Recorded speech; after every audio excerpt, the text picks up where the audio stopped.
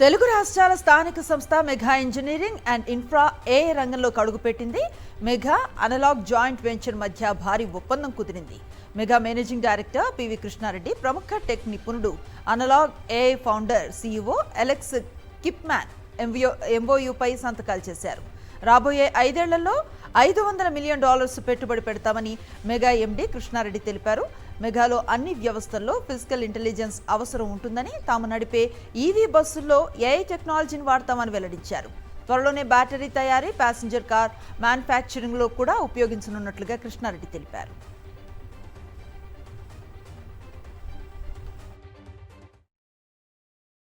ఇది physical intelligence అండి, next level of artificial intelligence.